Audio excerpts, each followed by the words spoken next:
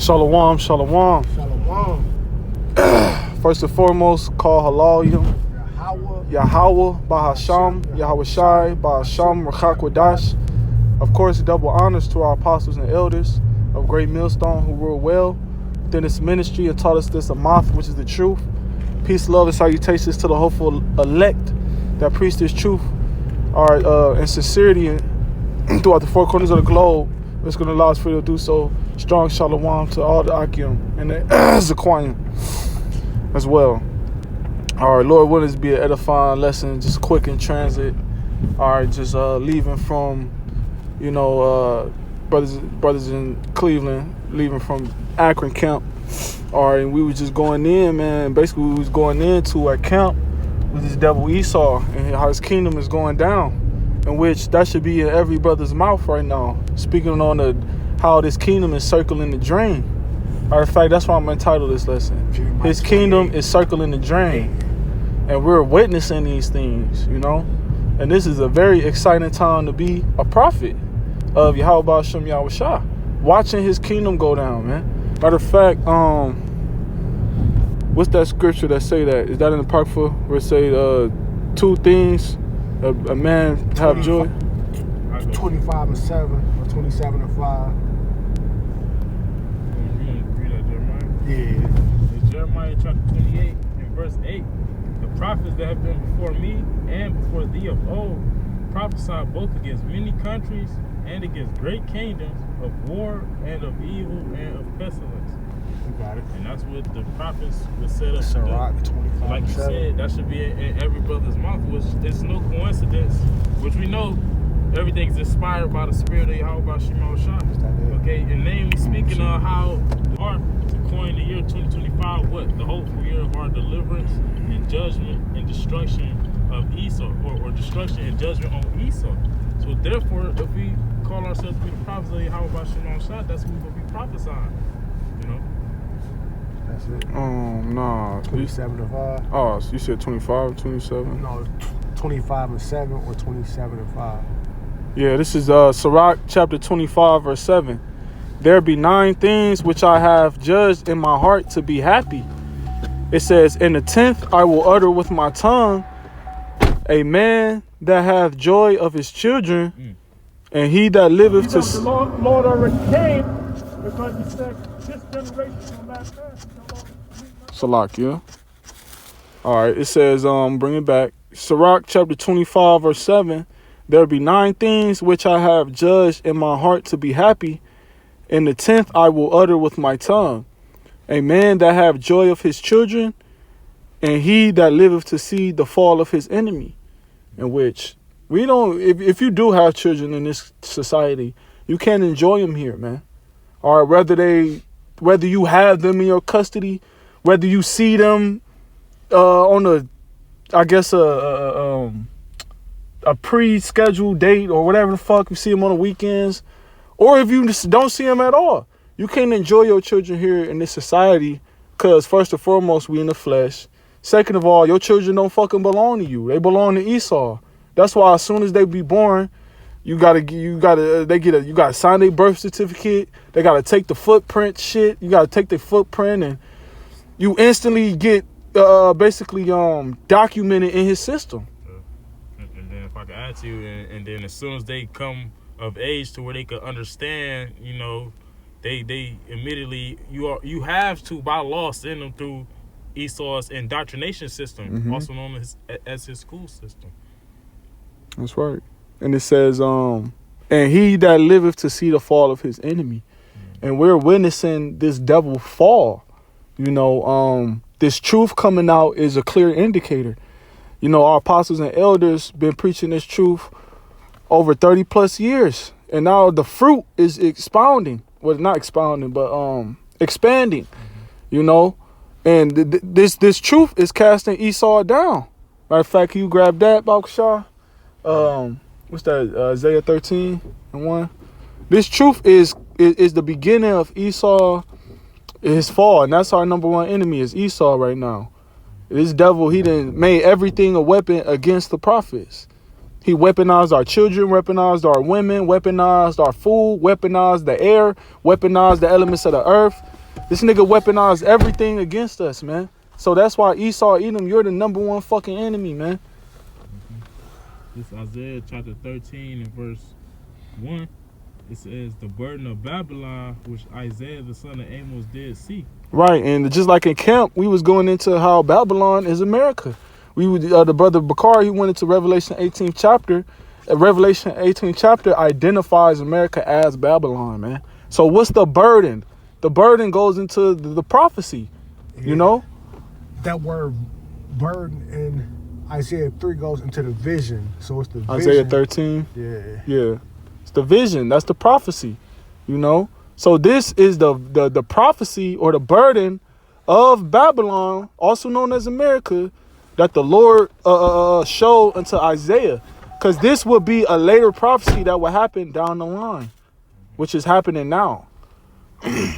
Verse 2, it says, lift ye up a banner upon the high mountain. Right. What's that banner? The scriptures. You know, Psalms, what's that, Psalm 60? Psalm 60, can you grab it real quick? Salakia. That Psalm 60 let us know what the banner is, man. This is Psalm chapter 60 and verse 4. It says, thou hast given a banner to them that fear thee, that it may be displayed because of the truth. Salah. Right. And see, that's what's being displayed right now. When you think about an actual banner is displayed to the public where everybody can see it, man. And that's why the Lord told us to go to the chief place of concourse where wisdom crieth out. You know what I mean?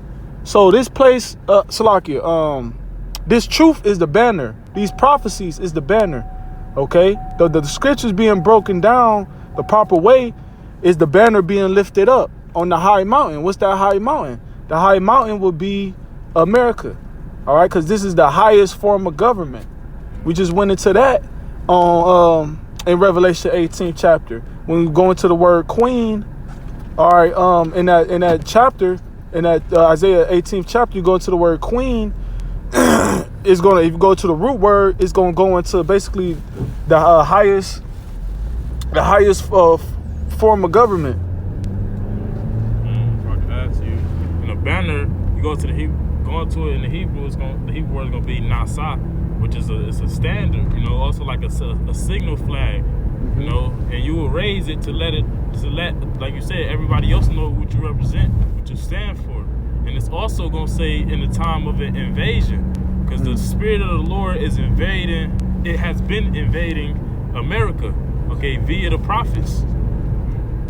This is finishing out the verse. It says, exalt the voice unto them, shake the hand, that they may go into the gates of the nobles. Right, and our apostles and elders started our apostles and elders in New York, all right, in Great Millstone, and now you got men all over America, men all over the world. Okay, not just in GMS, but men all over the world waking up to this truth and they're prophesying, you know, and they're chanting down this kingdom. They're talking about the prophecies of this devil falling. They're talking about the prophecies of these other nations turning against America and pulling out of NATO, you know, and what is that doing? It's actually coming to pass. The words that we're speaking is actually coming to pass, man. That's why it says exalt the voice unto them and to shake the hand. Because with this message also comes a rebuke, you know, and this message is going down to the chief rulers of society, which is the nobles, man. All right, these different elite rulers. That's why they know to do certain things. That's why they know all right, we're going to make a law that's going to cause, we're going to make a law, or we're going to pass an executive order that's going to make certain, if you say this, your channel going to get striked, you know, or let's just do it. Let's just shut the whole internet down. All right, so this message or this truth won't keep being casted out, you know? Because we're becoming a burden until them, man. It's becoming to be a problem because the things that we're saying is going to happen is starting to happen, man. They don't want to see that. They know that their demise is near. The downfall and destruction of America is here, man. Every kingdom that ever risen failed, and America is the same. As we read Isaiah 13, it said that they may go into the gates of the nobles. Like you're saying, that the gates represents the leaders, you know, which the leaders of modern day Babylon, which is America, is the elites, you know. And like you said, when they see the prophets prophesying and the things that they prophesy coming to pass, that shakes them up, Mm-hmm. you know. And so this is Isaiah chapter 29. I'm gonna start at verse 19. It says, "The meek also shall increase their joy in the Lord, and the poor among men shall rejoice in the Holy One of Israel." It says, "For the terrible one is brought to naught, and the scorners consumed, and all that watch for iniquity are cut off." That's speaking in past tense, but it's yet to happen. The terrible one is talking about the Edomites, beginning with the wicked elite bankers. They are going to be brought to naught. They devices are going to be disappointed, you know. That's right. And verse 21 says that make a man an offender for a word, and lay a snare for him that reproveth in the gate, and turn aside the just for a thing of naught. So then it describes the things that the terrible one, that the gates of the nobles will be doing, like their brother was elaborating on. They would be setting up laws to catch us up in our words, and cause us to be guilty, if you will, according to their laws. Okay, why? Because we speaking things that affects them in their rulership. Exactly. And saying, and lay a snare for him that reproves in the gate, which, like you said, is the different laws and legislations that they pass. You know, and at the same time, to deceive the people, they say what? We bringing free speech back. Exactly. Because if this devil, because if, dang, I lost my point. Is it more on that? That's it. I got another one though. Okay, come. This is Psalms chapter 56. Psalms chapter 56 and verse 6 or verse 5. It says, "Every day they rest my words." What do 3 say? 3. It says, "What time I am afraid, I will trust in thee. And the Most High will praise his word. And the Most High I have put my trust. I will not fear what flesh can do unto me." Right, because of it. Oh, go ahead. I would say because the point of them passing these laws, legislation, so they could demonize us and they could look justified when they actually do persecute us. Right. Which persecute means to hunt down, when they hunt us down with their troops, and brothers end up in sea camps, and some brothers go before the guillotine. You know, that's the point of them passing these laws. But the whole time, if we are the elect, we're gonna be trusting in Yahweh Shema Shah. We're not gonna fear what flesh can do unto us. Come. And then it says, verse 5, "Every day they rest my words." And this is no coincidence while the Spirit is on Apostle Hart and the rest of the men, you know, under him, the elders, the bishops, the brothers in the camps, to be trying to do videos every day.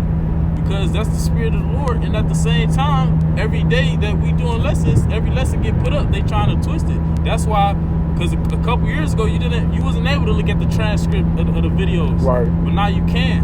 Why? To show you that they watching, and eventually they are going to twist our words. And it says, "All their thoughts are against me for evil," and that's why. And to have that proof, that paperwork on us. Not to cut you off, but just to have everything documented. You know what I mean? It says, verse 6, "They gather themselves together." When do they gather together? These different forums, these different summits, councils. Okay, they different meetings. They gathering together. Okay, and it's not for the benefit of the Israelites. It's not for the benefit of the so-called Negro, Latino, Native American man, but mainly the elect, the prophets, because they the true threat. They ain't worried about a nigga calling no cheese and rice, and nigga smoking a black amount on a block with his pants sagging. They ain't worried about none of them. Right, because he's indoctrinated already. They made you niggas. Right. You feel me? You are a product of Esau.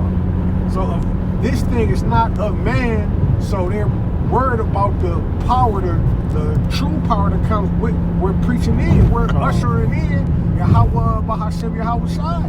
We're ushering in righteousness. We're ushering in everything that goes against their guidelines and their standards. And it says, "They hide themselves, they mark my steps when they wait for my soul." And that's how Esau always have been to get out through that secret society. They hide themselves, meaning their secret councils, man. the elites been getting by that way of secrecy. But now, name some of the elites. Like the actual names? Yeah. The Rothschilds. That's a common whole name now. I mean, Bauer. That's a household name now. Now the average citizen know about the Rothschilds, Rockefellers. Yeah. DuPonts, right. Yeah. The average fucking person know now. Exactly. It says, verse 7, it says, shall they escape by iniquity? It says, in thy anger cast down the people, O Yahweh. That's right. It says, shall they escape by iniquity? Meaning, is they going to be able to prevail, okay, and overcome through wickedness? Through them laying snares and traps for those that's rebuking in the gate? You know, the righteous men of the Lord, the answer would be no. Okay, because the Lord is not a pleasure. He's not a power that has pleasure in wickedness, like I tell you in Psalm the 5th chapter. So eventually, since they doing all this wickedness and all this iniquity, they're going to have to be cut off in it. Exactly. And we're literally watching this, man. We're watching the scriptures play out. You got to remember, certain brothers been preaching this thing for years, man. You know, and I mean double-digit years. Elders, bishops.